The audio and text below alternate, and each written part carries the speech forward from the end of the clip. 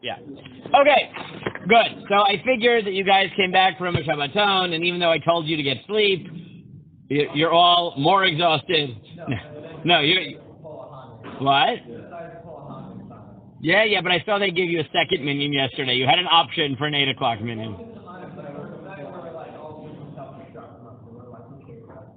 Okay. Well, I hope you're energized, but at any rate, I figured you might not be so awake, so I wasn't going to start a sugya that would go long. Okay. So this is hopefully not such a large sugya. I keep saying that. Okay. So the Gemara assumes, though I know that this isn't obvious, but under certain circumstances, you're allowed to investigate the claims of someone asking for tzedakah before you give them money. In certain circumstances, you cannot. Now, I will note that I don't want to get too much into the sugya, but the Ad Ramah assumes, and this seems to be assumed by most poskim, that the Gemara doesn't mean you should investigate before you give them, a quarter, right? Like a nominal tzedakah, a basic amount. Okay, so you should give, but the question is if you're investing real funds. That's what they assume the sugya is really about, right? Where you're not just giving, you don't have to do a whole. You want to give a quarter to a panhandler, right? You don't have to do a whole investigation, right? And in general, you should give something, unless they're not honest, right? I remember once in YU that Rav Shechter announced there was one person around YU that you shouldn't give money to at all because he's a fraud, right? Which was obvious because you saw him during the week and he was dressed in like tattered clothes and whatever, asking all the YU students.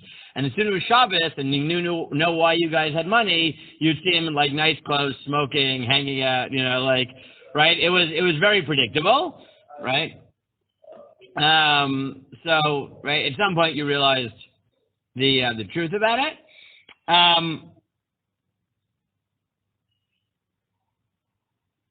So you have two positions in the Gemara. So first you have Rav Huna's position. What's Rav Huna's position? Amar Rav Huna, bodkin lemizanot, ve'ein bodkin lechsut.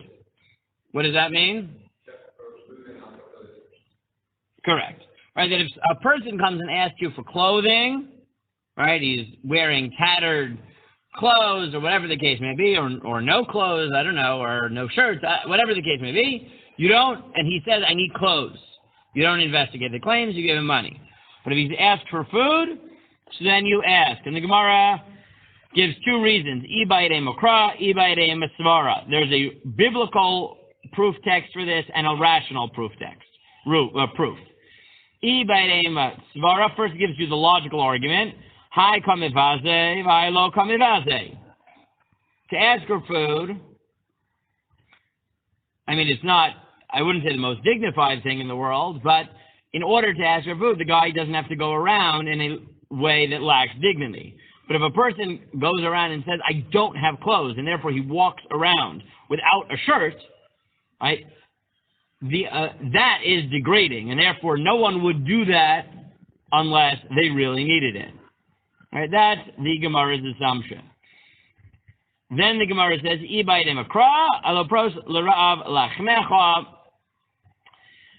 which the Gemara derives from that pasuk in Yeshayahu. Pros is perush, right? Right? Figure out whether in fact he needs, when you're giving him larav lachmecha, to the hungry, food. That's position one. That's the position of Rav Huna, right? B'shen ksiv prosh v'hadar havlei. Right? First extrapolate and then give him. V'hatam, but by clothes, tiv kitire aramu chesito kitire lalter. When you see someone needs clothes, give him. Meaning, as soon as you see it, don't ask questions. Just give him clothes. If you see someone walking around naked, give him clothes. Yes, Ezra. So you said that there's that is almost like the investigation is only for like significant amounts of money before that is still here. A nominal amount, yeah.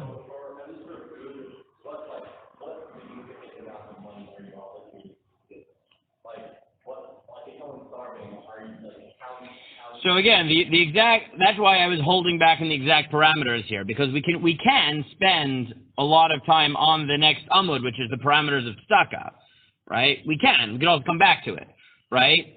Let's assume for now that your full obligation to a poor person is more than a shekel, okay?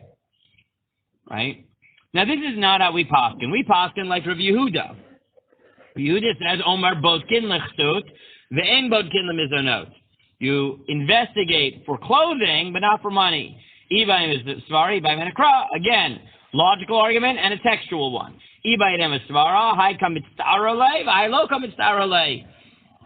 Lacking food is painful in a way that lacking clothes is not. He reads it as not perush, but pros. Just give it to him. I give him food. And when he says, when you see the person who's naked, it means when you understand, you perceive that he needs clothes. So he just flips the psukim. Okay. This is how we paskin. Right? I had this once, that someone, when I gave Shir Columbia in Yavne, so I got off the subway once, and someone asked me for food. So the problem was a lot of the panhandlers in New York, are not mahadrin min mahadrin, poor. But the guy looked like he really needed food. So I said, look, I'm willing to buy you food. Right? Because that's a good test, right? People who, right, that's practically, right? If people are really hungry and you offer to go into the store, it was next to a supermarket, and buy them food, if they really need food, they'll take you up on it, right? And if they want the money for something else, they won't.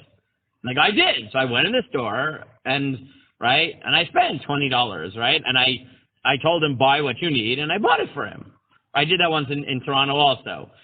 Right, a woman said she needed food for Shabbos, and she was asking not for $1. She was asking for like enough food for her family, right? It was plausible that that's what she needed, but I wasn't willing to just give someone $20. But I said, I'm going to the supermarket anyways, right? And if the person agreed to come into the supermarket, right, and then I bought her what she needed, right? I put it on my credit card and I gave it to her for Shabbos, because then I know it's for food. Right, and not for whatever else, right? I'm not willing to drop $20 in somebody's cup, right, that they're begging for. But if someone looks like they're starving and they were next to a supermarket and they say, I need food, and I say, okay, so come in, I'll shop for you, and they say, right, yes, right, chances are that that's really what they need. They need food, so then I buy it for them, right? Yes, Ellie.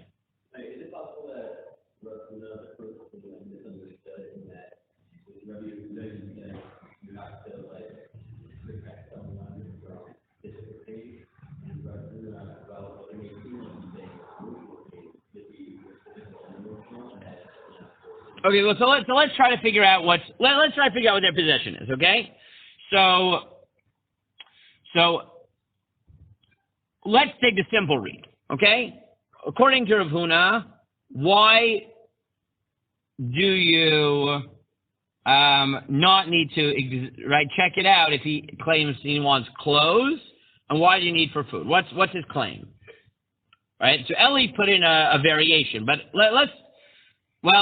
there's two main approaches I think you can take in Rav Huna, right? One focuses on the issue at hand as, right, in Hebrew, right, classic Lumdish, modern Lumdish terminology, we would call this siman or siba, right?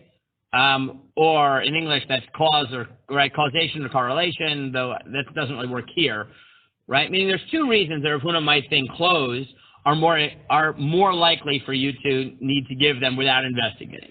One is that you think that humiliation is worse than starvation, than hunger.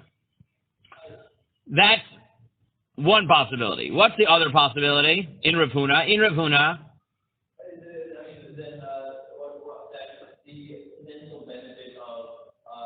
what does he actually say? Haika mevaze. When he says he is degraded, there's two ways you could read that.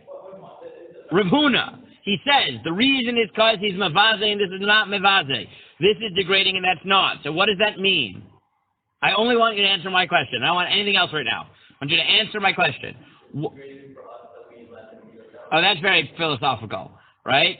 I would have said the two most likely are either degradation is worse than hunger, and therefore it's worse, right?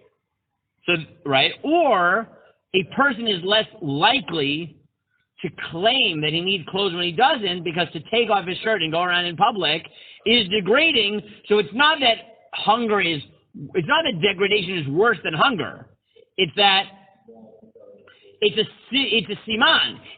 Right? A person who goes around without clothes probably really doesn't have clothes, whereas a person can fake being hungry without degrading himself, right? So Rav Huna, I'm not, right? Rav Huna I could see going either way, right? That either we assume degradation is actually worse than hunger, and therefore if someone claims he doesn't have clothes, we give him more money right away without investing anything in food, or, and this is what I think is more likely in Rav Huna at least, is just symptomatic, right? That someone can someone can pretend to be starving when in fact they have food at home just to get you to give them money. But if someone, right, this isn't someone saying, I need clothes for the winter. It's clear in the Gemara the person is not wearing clothes, right? He's going around in, like in a barrel, right? Like the old, right? The old, like, cartoons, right? He loses his clothes, so he's wearing a barrel over him, right? He's going around in a humiliating way. Someone doesn't do that, right? Unless he really needs clothes. So it could be that Rav Huna thinks hunger is worse. He just thinks that it's easier to fake hunger without actually embarrassing yourself in a way that it's not for clothes, right? And therefore, if someone's willing to humiliate himself and go around in the barrel, right, he probably really needs it, right? So I could see Rav Huna going either way. Now, Andrew adds a third possibility, which is maybe it's societal, right? Maybe this isn't about his degradation. It's, no. When someone asks for food, that's bad. But when society gets to the point that people are walking around naked because they don't have clothes, right? The effect on society is worse, right? And which is also possible. I'm not sure. I can't prove that it's not the shot here. I don't know. I don't have an intuitive feel for it. We'll see that in the Meis Mitzvah case, right? It's clear that what's been going on, and this was the machloket that I had Ezra versus Yonatan, whether we're talking about dignity, right? Or if I want to be menaseach differently, is the question here shame, right? Like the feeling of shame or the objective loss of dignity, right? Right? Those are not the same, right? Shame is what you feel. Dignity is right, more objective, and it's more about what is presented in society or what it reflects about society. So Andrew's saying it might be, right, not just he personally feel, but it could be that people walking around naked is more shameful to society and therefore requires rectification as opposed to starvation, which maybe is more of a taking care of the poor, maybe. Okay? Those are, I think, three plausible. Let's say those are three plausible reads of Rav Huna. Yes, Rami.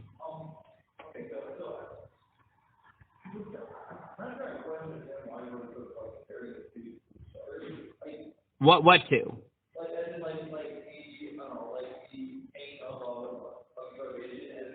Because the Gemara is, right? Meaning, the Gemara assumes, based on the pasuk, right, on the psukim or based on svara, that there are some stucco that you just give people and some that you investigate. And the Gemara is trying to figure out why is one more likely than the other to require investigation. Yeah, why?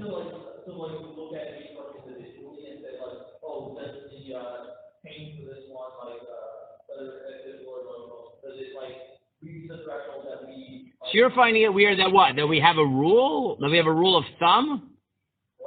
What? Meaning what? The fact that it's specifically saying like, the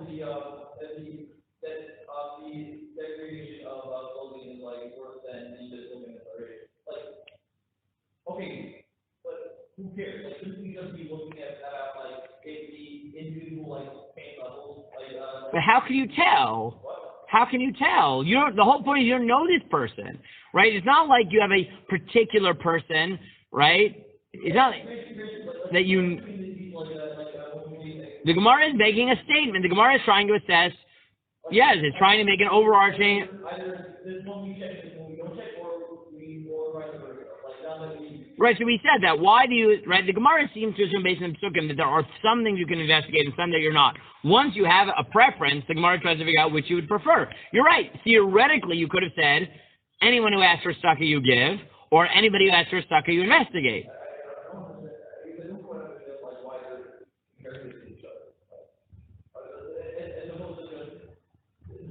Because, again, the Gemara has two psukim, and the Gemara assumes that one of them tells you that you give tzedakah without asking, and one doesn't. Once you have to do that, the Gemara tries to figure out. One of them is talking about food, one of them is talking about clothing, so the Gemara is trying to figure out which one is more likely to require investigation, which one is not. You're right. In theory, you could have conceived of a world in which we give people money as soon as they ask, no matter what, or a world in which we don't give people money unless we investigate, right?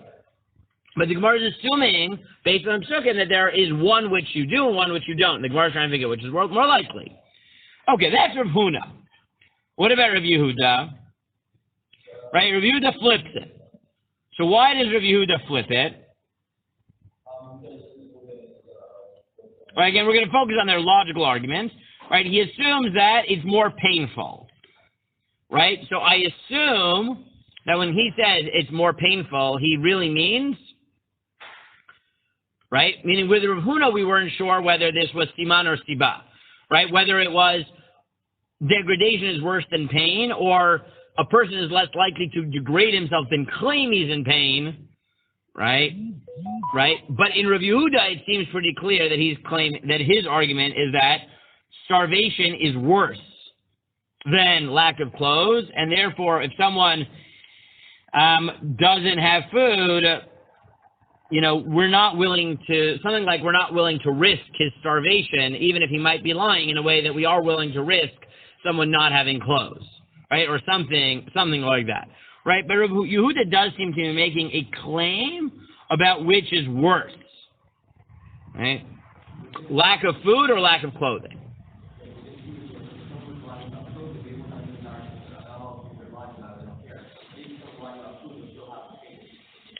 Maybe, but I find it hard to believe that, right? It sounds like he's just saying it's more painful, and therefore we're not, even if he's lying, we can't risk it.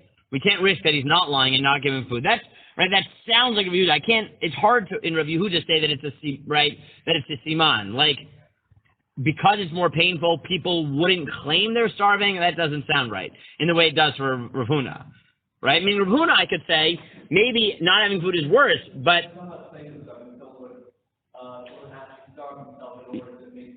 that seems so unlikely, but it could be, right? It could be that you think this is a guy starving on the street, and right, the guy really starved himself to be gone so that people will give him money, right? You're right. You could read Rav Yehuda that way. You're right. I mean, both Rav Yehuda could also be read that way, right? That it's symptomatic of the fact, or that it's just that we're not willing to risk it, right? Yes, Yaakov.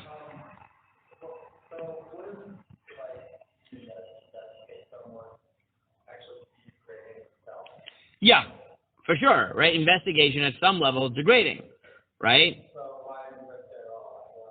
And the answer is because we have limited resources, right? I mean, at the end of the day, right? Okay, I think this is a good point to sort of speak meta here, right? Why would you investigate at all, right? Because we could have said a theoretical possibility you don't investigate. But there's a very good reason to say that even though at some level investigation can be degrading, we investigate. And that is, we have limited resources in tzedakah.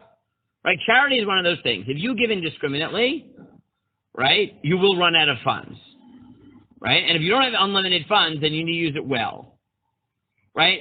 Look, let's take a modern example, okay? And again, I don't want to get into the full thing because we really could, right? We could ask about how this weighs in a modern, but let me give you a modern example, right? It is definitely somewhat degrading to ask people to provide their income information and to tell you how much they spend on vacations and in order to get tuition breaks, right? Mitzad sheni, if we don't do it at all, right, then we're going to run out of money, right? So you're balancing here. On the one hand, it really can be degrading to ask people to basically bear their entire, economic plan, their income and their output and everything and what they spend, etc. But on the other hand, there are people who really need the money, and if you just trusted everyone, right, enough people who you trust who don't need it, and the people who really need it won't have money, right? So the question is, what do you do? And it is a real problem. It's not like there's not an easy answer, right? There's not an easy answer, right? So you can, there are compromises that communities come up with. Right now, look, it's definitely the case that certain schools err too much on the side of protecting their finances, and they end up, right, completely humiliating anybody who ever asks for a tuition break, right? We all know of cases like this, right? Probably less in the opposite extreme of people who, right, there are probably few schools that just give money to anybody and therefore run out. I don't think most people are willing to do that. There are compromises, right? So like in Toronto, right, they actually had what I thought was a decent compromise, which was that this was true at least at the elementary school level, right, was that it wasn't decided by the school. Like the schools basically agreed that the UJA would be the arbiter, right, came up with certain standards, right, based only on income, right, and they had certain objective standards, right, and you gave them the information, the UJA made a decision, then passed it on to the school, right? It was a way of somewhat compromising, right, where there is a requirement of basic investigation, but, right, there's standards and, right, from then on, right, we're not going to be, right, whatever. But again, it's not easy, right, because, right, and of course, that the reality that it's degrading leads many people to not ask even when they need it, right, which is not a good situation either, right? Look, let's be honest, right? These aren't good situations, right? Of course, ideally, if we had infinite funds, we wouldn't. Yes, Adam.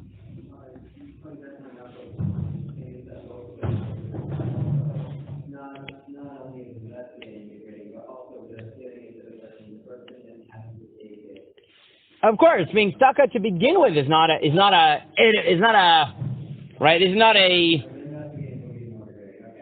right, meaning, for sure, giving people money is also degrading, right? Meaning, look, there's a reason that in halacha, the ideal form of tzedakah is giving someone a job, right? Because we want people to be self-sufficient. We want to give them back their dignity. I don't remember who I was talking to about this. I think it was Jonathan, but I'm not sure, right? That, right, for all the people in America who are screaming and saying, oh, the reason that there are problems in America is because we don't have enough of a social welfare net, right? And that's why people are forced to go back to work in minimum wage jobs, right? If we had just paid them to stay home, they would have stayed home. Should look at Israel and see that that's not the case, right? Because in Israel, there is a fairly, right, generous social welfare net for Corona right now. But a lot of the people protesting, some of them are protesting because they're not getting the advantages of it because of their small business owners and, right, it's not exactly, right, the way the niche works. It doesn't work for everybody. But certain people have just been protesting and saying, we don't want handouts, right? We just want you to lessen the restrictions and let us make money with dignity, right? Because the problem isn't that we don't have money. The problem is that you're not letting us make money. We have a business. We had dignity, right? And then you closed our businesses because of Corona, and you're making us into charity cases, right? We don't want your handouts. We want you to alter the restrictions to let us work. Now, whatever you think about Corona, whatever you think is the right thing to do, there's no easy answer. But what you see is not everybody wants a handout, right? Not all, right? People don't necessarily want you to just give them money because it's not dignified, right? It's more dignified to work. It's more dignified to make your own way, right? So, yes, everything here you're dealing with, you're walking on eggshells of people's dignity, 100%, right? And, obviously, if you guys want to continue in this sugya of tzedakah, we know that. The reason there's the 8 layers of, right, levels of tzedakah, right, that the Rambam outlines, where it's best to give someone a job, and then lending money is better than just a straight handout. And, right, if you have to give them money, do it secretly, right? All of that is because charity is in general not a dignified thing to do. You do your best, but right, it never feels good, right? It never feels good to rely on handouts, right? It shouldn't. It shouldn't, right? Right? Yeah, I mean, there are certain societies that have, like, right, anesthetized themselves to the shame and therefore are happy to live on, you know, it drove me crazy. I knew of certain people who, like, were totally lechatchila okay going to Kollel, right, knowing that they would make no money, be defined as poor, and they felt that they could scrape by on food stamps, and you know, in the meantime, I get to learn for a few years, right? It made me ill. I wanted to throw up, right? Like, for all the years I spent learning in in YU and whatever, like in YU, I was not in the Kollel. When I was in Smicha, I worked, right?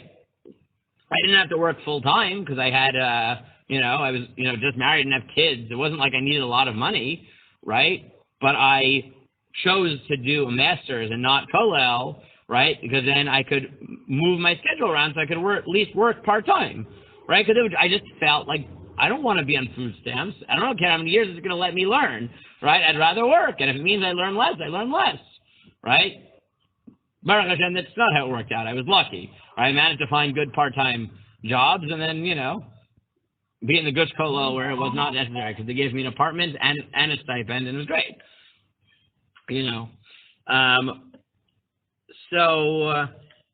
But again, ideally, no one wants to take handouts, right? We don't encourage such a society.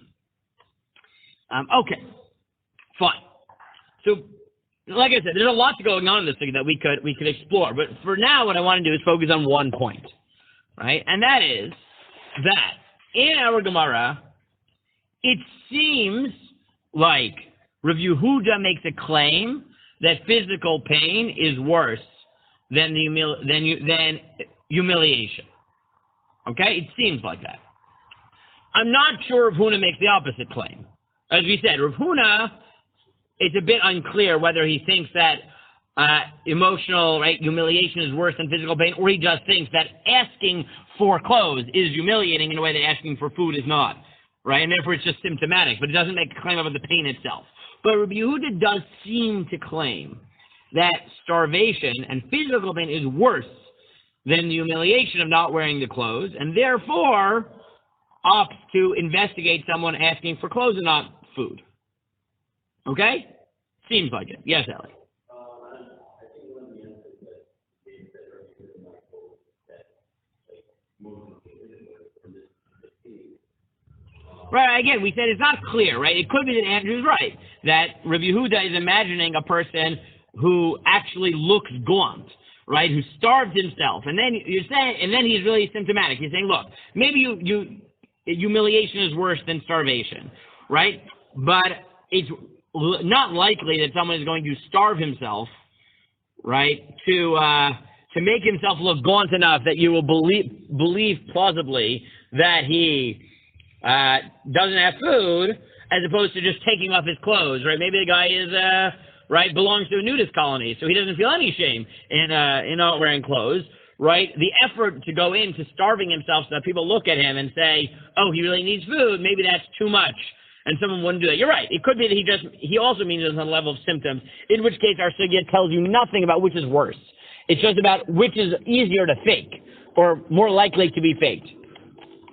100%, Ellie, you're right. If you do that in this sugya, right, then leaving this sugya, we don't have any problems with any other sugya, because this is a very localized claim, which is easier or more likely to be faked, right? Starvation or lack of clothing. You're right, in which case, this tells us nothing about any other sugya.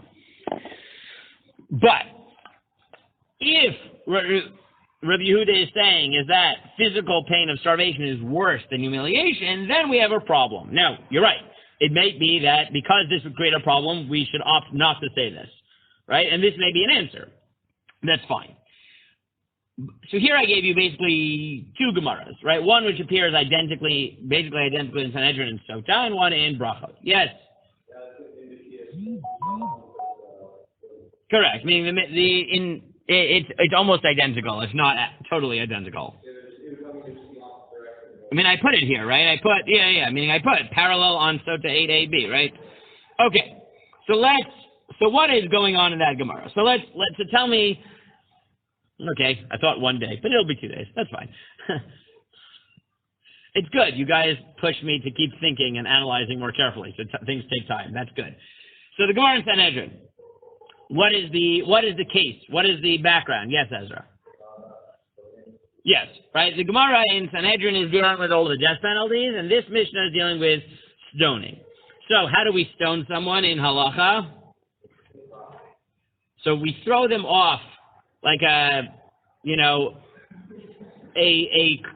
ledge which is about 20 feet tall, not so tall, and if they don't die from the fall, then we pelt them with rocks. Then we throw rocks on them until they die.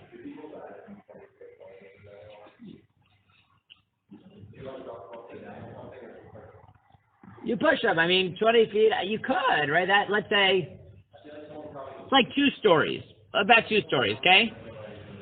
You could definitely survive it. But what we try to do is kill the guy as fast as possible because it's painful. Okay?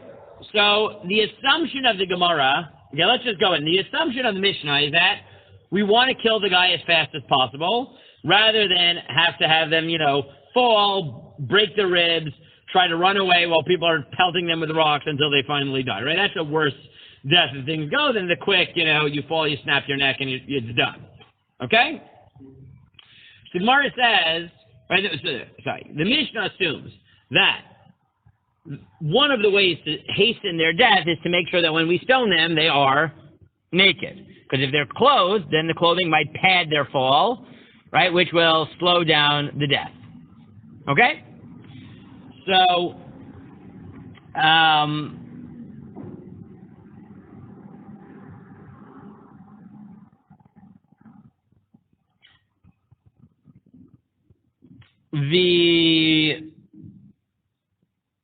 So Rabbi Yehuda says that we strip them except for actually the genitalia, right?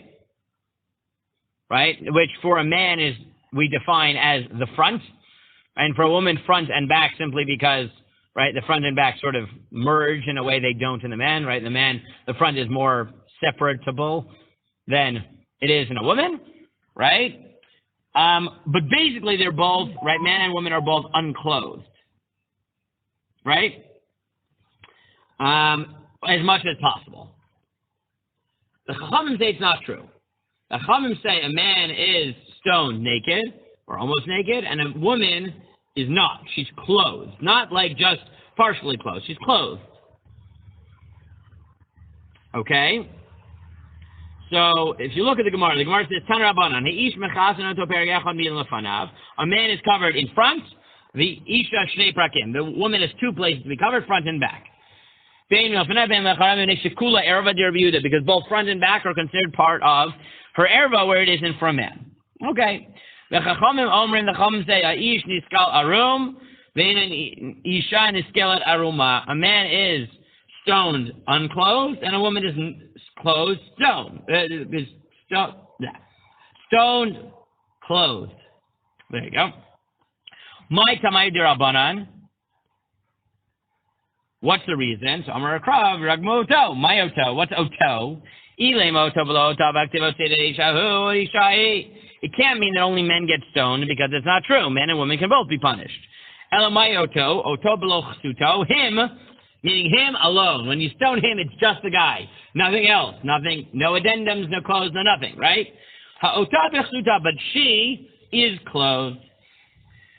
With Yehuda Omer, oto below chsuto. Lo shna ish, v'lo shna isha.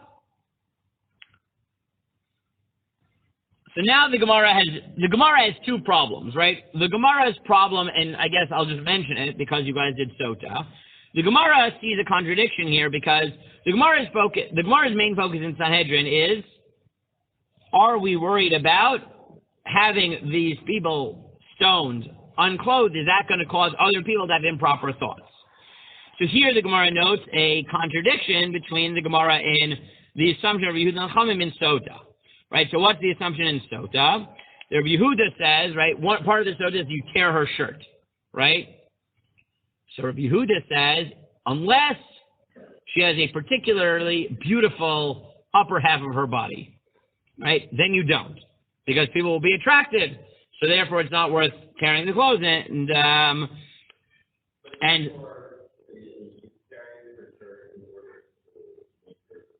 that's what? That's Chachamim. 1 second. And the Chachamim say you always tear her shirt. So why is it that in our Gemara, Rabbi Yehuda is not afraid of having the woman stoned naked, but in Sota, the Gemara is worried about having her uncovered, and the Chachamim flip it, that the Chachamim by stoning are worried about the woman being naked, but by Sota, they're not worried about tearing her clothes. Right, so what does the Gemara answer?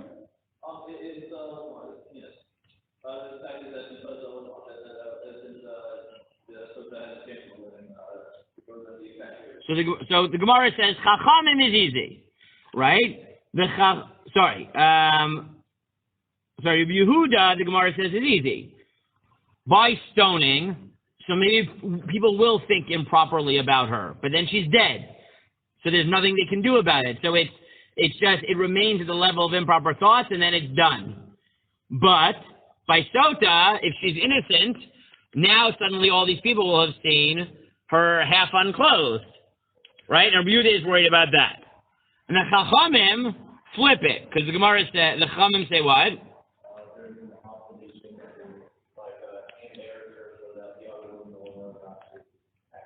Right, the Gemara says there you're trying to embarrass her, which both might remove the sexual obligation, right, the sexual problem, and because, right, it's humiliating circumstance, and there's a chiyuv, but there's no such chiyuv by the Misa. Okay. So then the Gemara says, skipping down to 3 lines, the Gemara says, so I don't understand. Why don't you just, according to Chachamim, why don't you just have her stoned while naked, and then you make her death worse, because now she's dying and she's getting humiliated in death too, right? Just heap on the punishment. Why don't you just do that?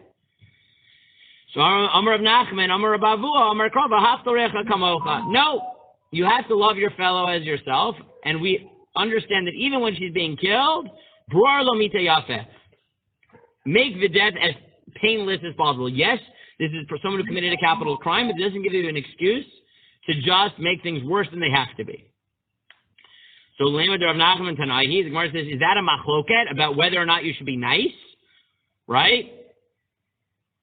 And the Gemara says, and that's the machloket whether or not she should be naked, meaning whether you care to make her death better or worse. And the Gemara says, no, everyone agrees that you want the death to be as painless as possible. It's obviously painful. She's being killed for capital crime. But as painless as possible. What's the machloket? The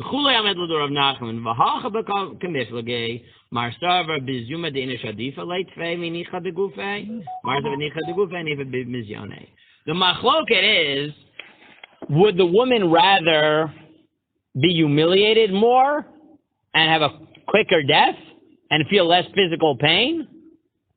Or would she prefer to feel less physical pain and swallow the humiliation? That's the machloket. Both of them think you should give her as painless a death as possible. The question is, which pain is worse? The humiliation of being stoned naked or the slowing down of the death and in the stoning process? Right? That's the Gemara's conclusion. Yes, Eli?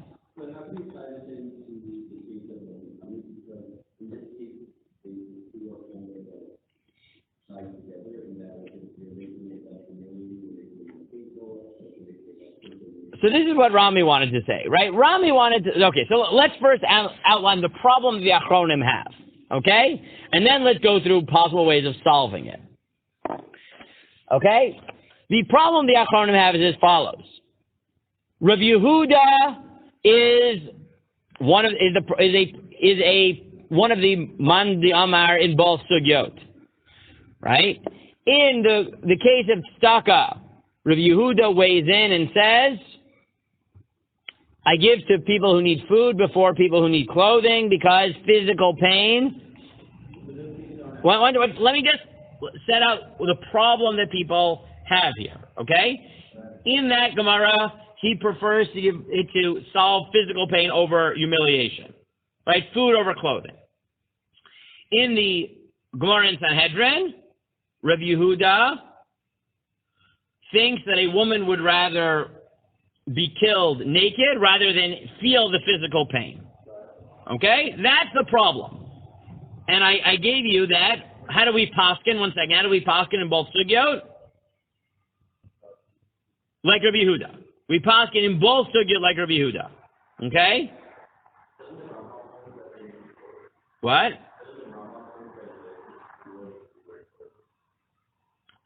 One more time.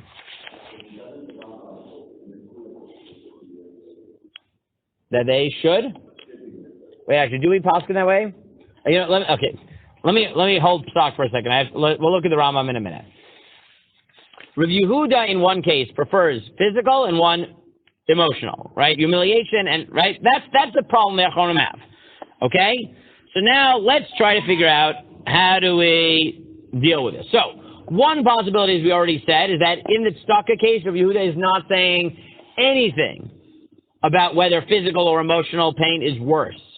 He's just saying which one is more likely to be faked, right? Meaning maybe he really thinks that emotional pain is worse. He just thinks that it's harder to fake physical pain, right? Or less likely to fake physical pain, right? Yes? We said that was a possibility. Yes? Yes. You're telling me there's not a possibility? I don't know if it's a likely possibility, but it's definitely a possibility. Yeah.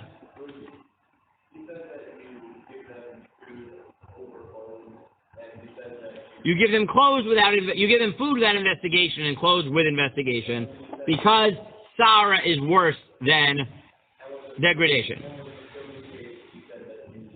You stone her naked because a person would rather incur emotional pain of being unclothed than physical pain.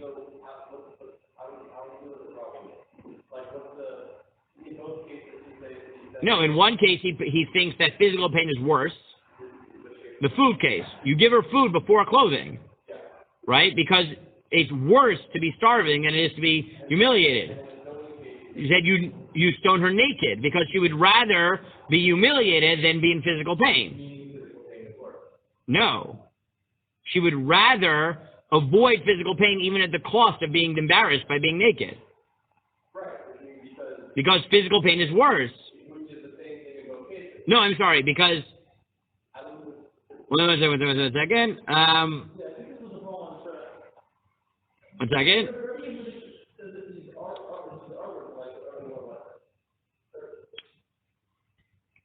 One second. Rabbi Yehuda says, wait, one second. Rabbi Yehuda says, right, you cover her and she's killed, right, naked to avoid physical pain. You're right. Rav Yehuda himself, right, is not a problem, right? Rav Yehuda himself is not a problem, right? Rav Yehuda, one second. Let me make sure I got it right.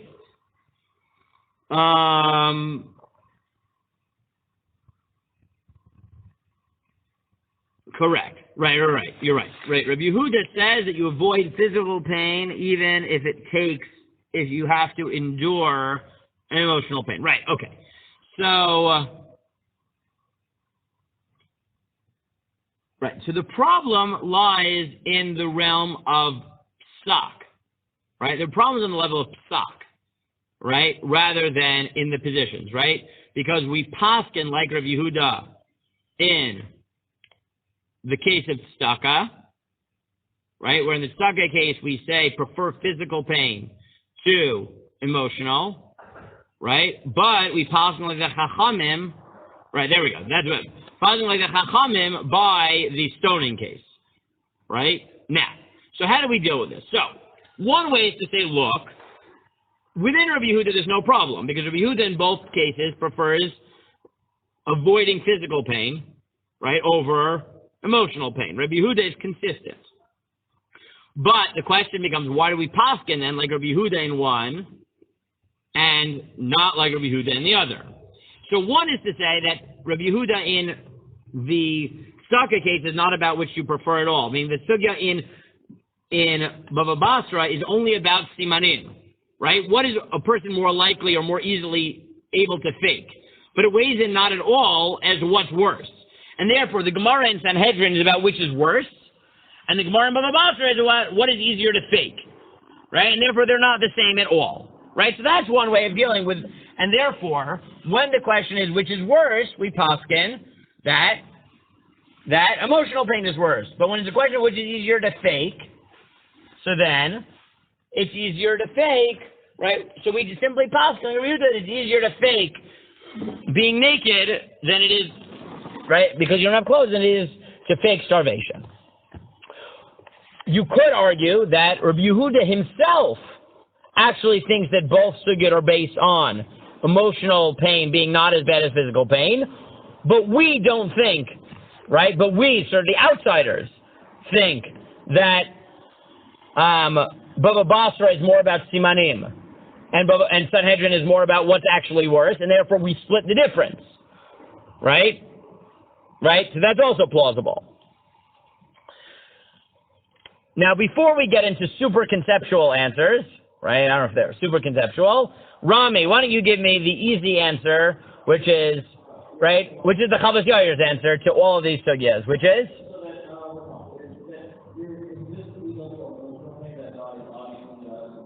Okay, good. So Rami holds like the Chavos Yair. Rami says, look, it's very simple. You don't have to get very fancy in terms of why we paskin like Rabbi Yehuda in one sugya and against Rabbi Yehuda in the other. There's really not much chachma to it.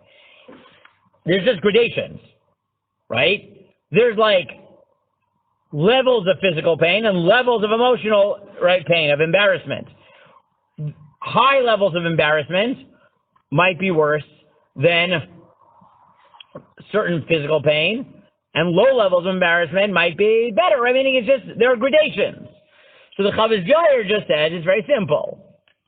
Being stoned naked is really embarrassing. And there we side against Rabbi Yehuda and say, people don't want that, right? People don't want that level of humiliation, right? Because that's really bad. But going around with tattered clothes, or maybe missing some of your clothes, or whatever exactly the case is not as humiliating. And therefore, people would rather endure a little bit more pain to avoid humiliation, but not a lot more pain. Right? Oh, wait. Rami, you got one in. Rami, you've already taken the position of the Chavos Yair. I know that you have another one. Now, there's another. Rami had a second formulation, which Eli took, right? Which is, well, there's another way of looking at this, which is also pretty quantitative, and that is, are both pains happening anyways? Right? Is this right? Rami was trying to say this before, right? And Eli was trying to say it now, but now Rami, I'll let you weigh in now, right? Which is, there's a difference. In the case in Sanhedrin, they're going to be suffering a certain level of humiliation one way or the other, because, being killed for a capital crime with everybody watching on is not exactly, right, is humiliating to begin with, and being embarrassed by being naked is embarrassing, right? And it's going to be painful one way or the other. We're killing them. It's not like, right, this is painful one way or the other. So the sugya in Sanhedrin is like, if you're already being humiliated and you're already being put through pain, then the question is, okay, there's going to be a lot of pain and a lot of humiliation, but in that case, would you rather, at the margins, increase physical pain and decrease humiliation, or increase humiliation to decrease physical pain? But you're going to get both, right? That's a very marginal question, right? As opposed to the Gemara in Bava Basra, which might be saying, look, asking for clothes and therefore going around naked is humiliating, right? But it's not physically painful, right? And not having food is physically painful, but it's not really humiliating in the same way, right? So it could be that these are different questions, right? One is when you're already suffering physical and physical pain and humiliation, how do you balance which one is worse, right? Or which one you would rather increase, right? When you're going to endure both one way or the other, as opposed to the second case, which is more asking which is more painful by itself, right? So those are variations on the quantitative answer here, which is to say, it depends, right? Either it depends how bad they are, or it depends on the whole totality of the picture, right? Those are different quantitative answers to this question. Yes?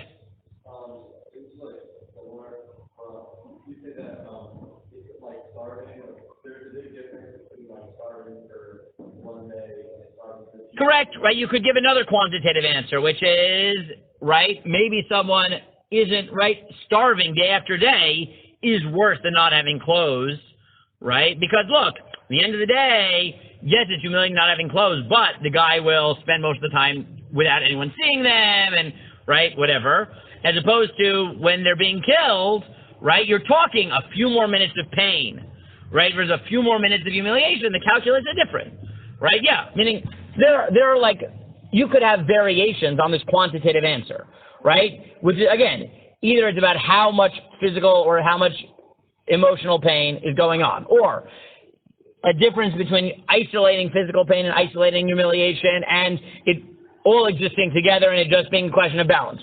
Or the case of killing someone is the whole thing's over in a few minutes, right? So the calculus is different. People might be willing to swallow a few minutes of extra pain when it's all going to be over soon anyways, but they don't want their last moments on earth to be being stone naked, right? But if it's day after day, the calculus might be different, right? Right? All those answers basically say, look, even if you see a tension between the sugyot, in the end of the day, you can solve it by recognizing that there is no consistent answer of whether physical pain is worse than humiliation. It depends on context. It depends on quantitatively how painful it is. It depends on how long this is going to last for, right? Those are variations on an answer, right? Those are all now again, just to see what we've done. Our first set of answers were there is no contradiction whatsoever. The sugya by Staka is talking about is an epistemic question, right? Meaning, how do we know that someone needs money for food, and how do we know that someone needs money for clothes? It's not weighing in on whether the person is experiencing physical or emotional pain. It's how likely is that we'll be able to figure out whether you're lying or not. And the Gemara in Sanhedrin is talking about actual experience of pain, right? That I've seen no Achron say, but that was our first set of answers, right? Is that the Gemara in Bava Basra isn't weighing in on which is worse. It's weighing in on how likely are we able to pick out the lawyer, right? The second set of answers is to say, no. Both Gemaras really are trying to figure out at some level which is worse pain, but there are various quantitative differences. So either there's really bad humiliation and not so bad humiliation. Really bad humiliation is worse, right? Or the the capital crime case is a little bit unique because you're suffering a lot of humiliation and a lot of physical pain one way or the other, so it's just a marginal question, right? And that's all it means, right? Or as Ezra is saying, you have to think long-term, short-term, and the calculus is different, right? The Tzedakah is asking a long-term question. The case of the capital crimes is asking a short-term question by definition, right? You're talking about the whole thing's over in a few minutes anyways, we hope, right?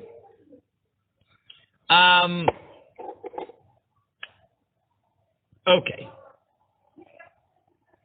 Yeah, I really always think it's going to take one day. So it'll take 2 days. That's fine. But that's because I think we really did push it here. So let me, instead of trying to run through the other answers, let me outline what's left, and we'll do it tomorrow, okay?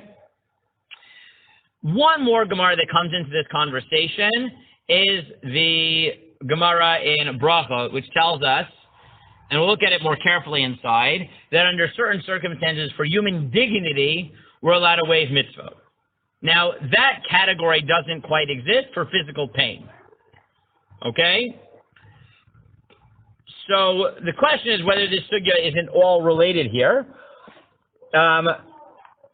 And I think it pushes us to the heart of this question at some level, which is, right, both the Gemara in Bava Basra and the Gemara in Sanhedrin are focusing on humiliation, right, in the sense of emotional pain. But the formulation in Brachot is different because it's about a meis mitzvah. So it's not talking about feeling emotional pain. What is it talking about, Yonatan? It's talking about dignity, right? And the question is dignity, right? Is objective dignity the same or different than feeling humiliation, right? So you have to sort of fit that into the mix. And with that, we'll see two other answers, basically in the sugya, both Rav Chanan Wasserman and the Or Sameach, right, as to how they deal with this. Again, it may be that there is no contradiction to be dealt with, but either way, what they will do is their answers will weigh in on the nature of human dignity, so they're important to look at. So we'll do that tomorrow, okay?